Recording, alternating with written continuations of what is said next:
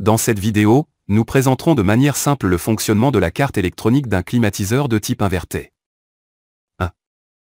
Le courant provient du système électrique et est de type alternatif et monophasé. 2.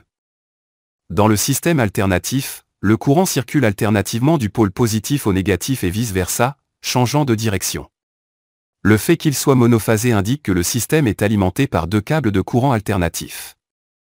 3. La première section de la carte du climatiseur se charge de convertir le courant alternatif en courant continu.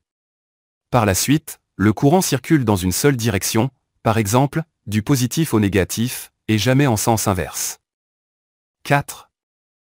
Pour réaliser cette transformation, on utilise un pont de diode, des dispositifs qui permettent le passage du courant dans une seule direction lorsqu'ils sont configurés correctement.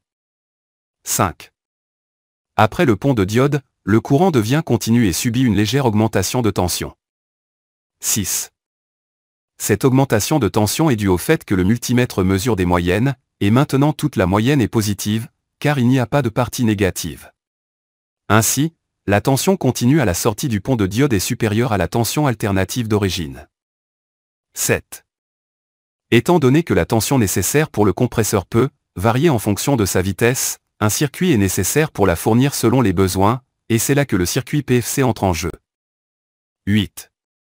Le circuit PFC, ou circuit de correction du facteur de puissance, est essentiellement composé d'un contrôleur, d'un transistor, d'une bobine ou d'un réacteur, et d'une diode.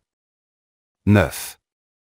Le contrôleur du circuit PFC allume et éteint rapidement le transistor, IGBT, pour générer un courant pulsé dans la bobine et produire des pics de tension.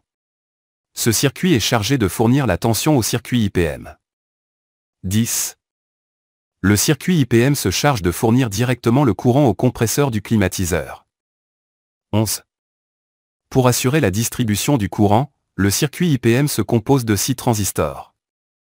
12. Étant donné que le système d'alimentation le plus efficace est le courant alternatif triphasé, le compresseur du climatiseur sera alimenté par du courant alternatif triphasé, ce qui implique que son moteur aura 3 bobines. 13. Le courant triphasé est alternatif, c'est-à-dire que le courant dans chaque bobine circulera dans les deux sens. Par conséquent, 2 transistors sont utilisés par bobine du moteur, totalisant 6 transistors, pour alimenter les 3 bobines du moteur du compresseur dans les deux sens. 14. Avec l'aide du contrôleur IPM, il est possible de modifier quel transistor enverra du courant électrique à la bobine du compresseur. 15. De plus, le circuit IPM contrôle la fréquence ou le nombre de fois que les transistors permettent le passage du courant, régulant ainsi la vitesse du moteur du compresseur. 16. Il est important de se rappeler que lors du changement de fréquence du compresseur, il peut être nécessaire d'ajuster la tension, une tâche effectuée par le circuit PFC, comme expliqué précédemment. 17. En résumé, pour améliorer l'efficacité de l'équipement, le compresseur du climatiseur est de type alternatif triphasé. Étant donné que le courant alimentant l'équipement est de type alternatif monophasé, une transformation est nécessaire, commençant par la rectification. Ensuite, le circuit PFC contrôle la tension, suivi du circuit IPM, qui distribue le courant aux 3 bobines du compresseur à travers 6 transistors, générant un courant alternatif triphasé hautement efficace. Ce système permet également de contrôler la vitesse du compresseur en ajustant la fréquence d'activation des transistors.